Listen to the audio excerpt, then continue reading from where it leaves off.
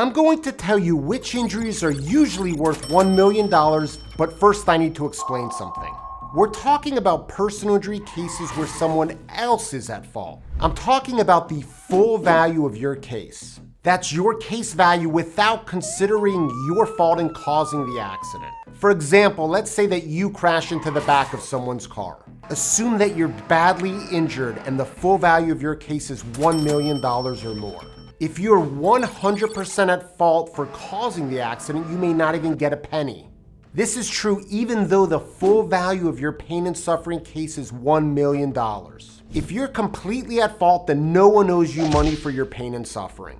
When we look at which personal injuries are consistently worth $1 million or more, we're focusing on your pain and suffering compensation.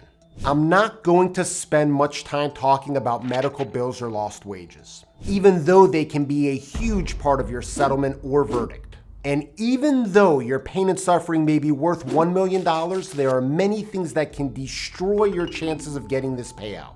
For example, if the at-fault party doesn't have insurance, you may not even get a penny. I know that it's not fair, but it's the truth. So how am I getting this $1 million pain and suffering value? We look at past recent jury verdicts and personal injury settlements. Insurance companies use past verdicts and settlements for your same injury when deciding how much to pay you for your pain and suffering. Let's look at the first injury that is often worth $1 million or more. While filming a movie, actor Alec Baldwin allegedly accidentally shot and killed Helena. Alec settled with Helena's family for a confidential amount. However, if I had to make an educated guess, I'd say that the settlement was for way over $1 million. This is because if your family member is killed in an accident, your pain and suffering is often worth $1 million or more. Let's look at another injury that is usually worth at least $1 million. A Walmart truck crashed into a limousine bus that comedian Tracy Morgan was in. The accident put Tracy into a 2-week coma. Tracy's personal injury settlement is confidential. My educated guess is that the trucking company or its insurance companies paid way over $1 million for Tracy's pain and suffering. This is because he was in a 2-week coma due to a serious brain injury. Juries often award over $1 million if you're in a coma from an accident. What if you have a less serious brain injury? In that instance, the insurance company for the at-fault party will be looking to see whether you complained of one or more of the following: memory loss, dizziness, balance issues, difficulty spelling words, or other problems. Those are all symptoms of a traumatic brain injury. Traumatic just means that the accident caused your injury. Moderate brain injuries may still be worth $1 million. It all depends on how much the brain injury is affecting your everyday activities and will affect your life in the future. Let's look at another injury that is often worth $1 million. In the McDonald's hot coffee case, Stella accidentally spilled 180-degree coffee on her lap. She had third-degree burns over 16% of her body. A jury awarded her $200,000 for her pain, suffering, and medical costs. They also awarded $2.7 million in punitive damages, which are designed to punish the wrongdoer. But don't get too excited. In most cases, you cannot get punitive damages. Horrific burn injuries may have a pain and suffering value that is over $1 million. This is more likely to happen if the burns are on your face. But most burn injuries are worth way under $1 million.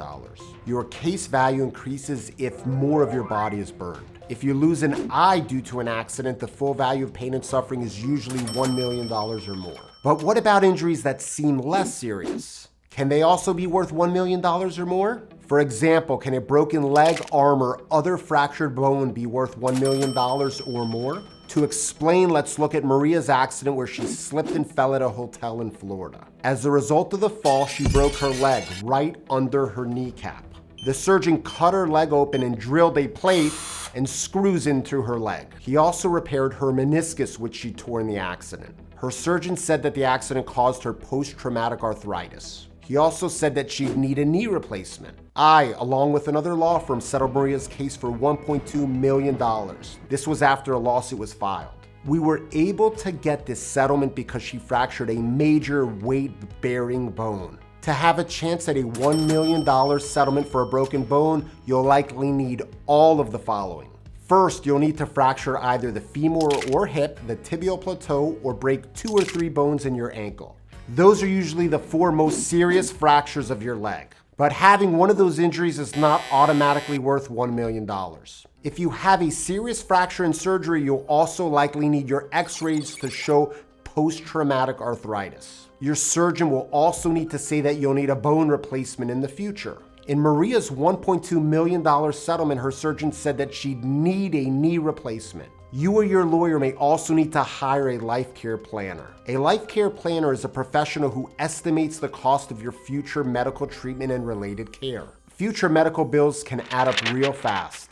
This can make the insurance company nervous. And when insurance adjusters get nervous, they tend to pay more money. Let's look at another case that helps explain personal injury settlement values. Madeline tripped and fell on either an uncovered valve or its cap in the grass. She broke 3 bones in her ankle and had 2 surgeries. She was scared that she would not be able to work as a nurse. She spent at least 4 years studying to become a nurse. The insurance companies fought us hard. The landscaper's insurance company initially denied liability and refused to make an offer. We ultimately settled for $670,000 with the Hartford, who insured both the landscaper and the landowner. I estimate that they paid over $540,000 for Madeline's pain and suffering. Since Madeline was doing well after she finished her medical treatment, it limited the pain and suffering payout, although I still think it was phenomenal. Also, Madeline's surgeon said that she did not need an ankle replacement. This limited her claim for future pain and suffering. Lawyers recently got a woman a $14 million verdict for a common injury.